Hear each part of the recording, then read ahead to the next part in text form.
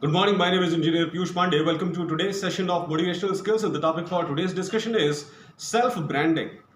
Now, what is the meaning of self-branding, ladies and gentlemen? Self-branding means you must try to brand yourself. If you want to establish your credibility in market, you must brand yourself. It means you must tell people thoroughly that what you are and what you are capable of doing. That is known as branding in simple terms. People are going to accept your brand only if you are doing something genuine for people. This is the first criteria of branding yourself. If you are giving something valuable to public, only then you will be considered as a brand. Because if you are doing something valuable for people, people will time and again take your services. And when people are again and again taking your services, leaving all other people like you, it is again establishing your credibility and good reputation in market. So this is known as self-branding, and there are certain steps related to self-branding which I would like to tell you. These are the steps. I have written these steps here. Number one says, determine your target audience. Of course, without knowing the people to whom you have to deliver services, how can you deliver any kind of service? You must know the people to whom you are delivering your services. And what are the likes and dislikes of those people? What is the living pattern of those people? What they actually like to do? What they like to have? What they like to eat? What kind of lifestyle they want? Unless you understand all these things, you cannot produce valuable goods for your customers. That's why understanding your customers is the first criteria in the direction of self-branding. Understand your customers. Now, second step I have written, position your product and business. Of course, now since you have considered your people, your customers, now the time has come to present your product in front of those customers. You have understood the customers. Now it is time to present your product, your service according to their real needs and requirements. And once you present your product and service according to needs and requirements of your customers, the customers are gracefully willing to accept it. Why customers are gracefully willing to accept it? Because before launching your product, you have done a thorough research for understanding the likes and dislikes of your customers. So if you understood the likes and dislikes of your customers and then you introduced your product, it is going to be accepted by everyone. And the third point says, define your company's personality. Now we all know about individual's personality, but what is company's personality? Ladies and gentlemen, just like an individual is having a particular kind of personality, company is also having a particular kind of personality, and company's personality are its ethical and moral values. The ethical and moral values of an organization are its personality.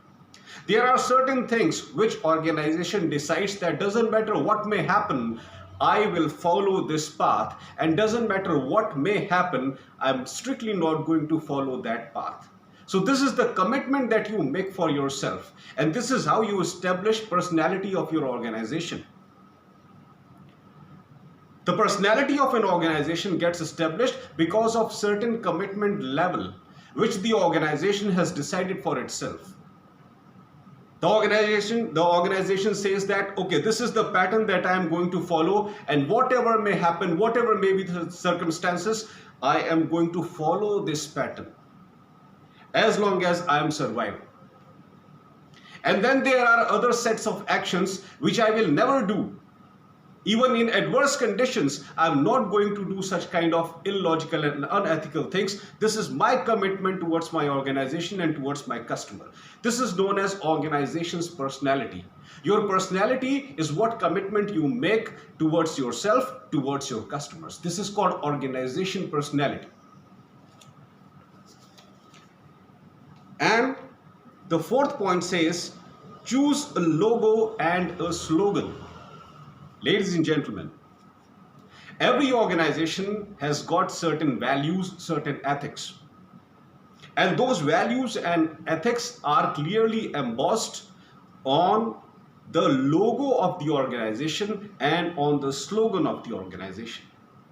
The logo that you are preparing for an organization It should be in perfect coordination with moral values of that organization.